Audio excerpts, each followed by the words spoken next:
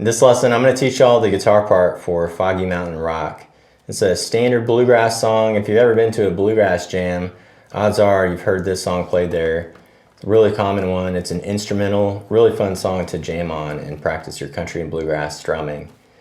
So this is a continuation lesson on this series we got going on at Country Guitar Online, where we're working on our country and bluegrass strumming patterns. Strumming patterns that actually sound country and bluegrass. So that's what we're going to do in this lesson. We're going to continue expanding upon the strumming that we learned in the previous lessons of this series. So in this lesson, we're going to learn all the chord progressions for Foggy Mountain Rock, and then we'll also learn some other cool stuff, some little fills and bass line walk-ups and turnaround licks, a little intro lick, all sorts of cool stuff that will make your rhythm guitar sound a little more country and bluegrass. So this is going to be a great lesson series.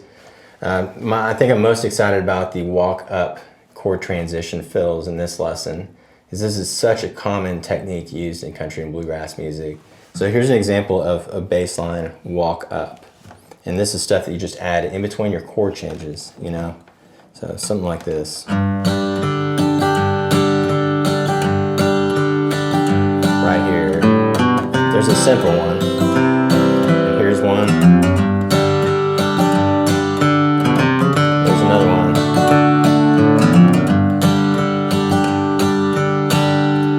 So those are going to be pretty cool. You can not only use those with this song that we're learning in this lesson today, but you can use them with a ton of different other songs that you know or you're trying to learn. So real helpful stuff to know.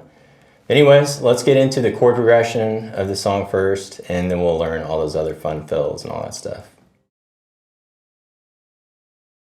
Let's learn the A part chord progression of Foggy Mountain Rock, and then we'll learn the B part. We're using the boom chick strumming pattern like we've been covering in this lesson series. Boom chick, boom chick, boom chick, boom chick. And just like the earlier lessons in the series, we're going to count this boom chick pattern like this. 1, 2, 3, 4. So right there, that's 4 quarter note counts. And 4 quarter notes will be 1 measure's worth, since we're in 4/4 time. 1, 2, 3, 4. So let's start going through this progression, and I will go quickly give y'all an overview of the alternating bass line notes that I'm doing over each of these chords here in a minute. But I'm going to play through the progression first. So if you watched lesson 1 in the series, you should recognize this chord progression. It's the exact same chord progression that we used in lesson 1 to practice this boom chick pattern. But we're going to go over it one more time here. Just get ready, up to speed. So here we go. I'm going to count us in 4 counts and play through this A part.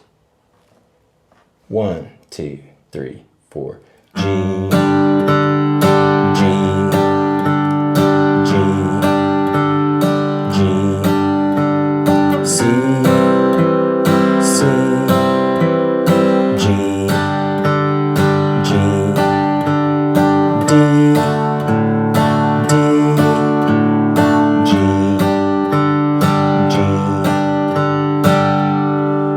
That's the first line of the A part. You play that, what I just played, 2 times, and that'll be the whole A part. Now let me go through each of these chords, and I'll tell you all the strings that I'm using to play these alternating bass line notes. You know, boom, chick, boom, chick. So on the booms, that's when I'm playing the bass line notes. Boom, chick, boom, chick, boom, chick, boom. So those individual picks, that's what I'm going to shout out. And we're going to do it exactly like we've been doing in the previous lessons in the series, but just so we're all on the same page, I'll shout out the string numbers. Here's the G major chord. I pick the 6th string, strum, and then 4th string, strum. 6 strum, 4 strum, 6 strum, 4 strum. Every time you come up to a G major in this song, that's the pattern you're going to use. Now over the C major chord, I do 5th string, strum, 4th string, strum, 5 strum, 4 strum, 5 strum, 4 strum. So up until this point in this series, we've been looking at the boom chick strumming pattern. Let's make this strumming pattern a bit more complex and add one more accent strum to it. So we've been using this strumming pattern, boom chick, boom chick, boom chick, boom chick.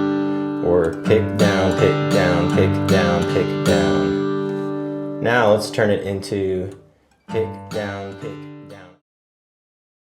Before the lick, you're playing the D major chord. The reason that's important is because next you're about to play the lick, but how I play that first note of this lick, I pick it up with my left middle finger. D chord, left middle. The reason I use my left middle finger on this lick in this case is because we were playing that D major chord right before it, and I like to leave my left ring finger planted as long as possible, just to let that note, that left ring finger note of the D major chord ring out as long as you can, because it makes for a nice smooth transition. Let that note ring, and then there's a couple different types of walk-ups we're going to cover in this lesson. First one's going to be pretty simple, and then the second kind is going to be a little bit more intermediate. So let's take a look at the first one here. This one's pretty simple. This is a very standard bassline walk used in bluegrass and country music. It's a bassline walk between a G major chord and a C major chord. So here's what it sounds like. G,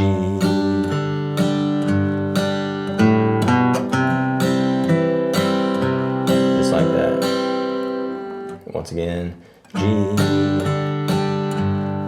walk up.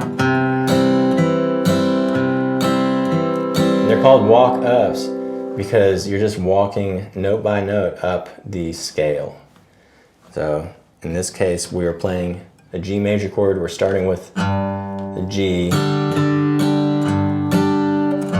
right there, that 3rd fret note on the low E string, that's a G, and then the next note in the musical alphabet is an A, B, C. We just walk straight up that major scale.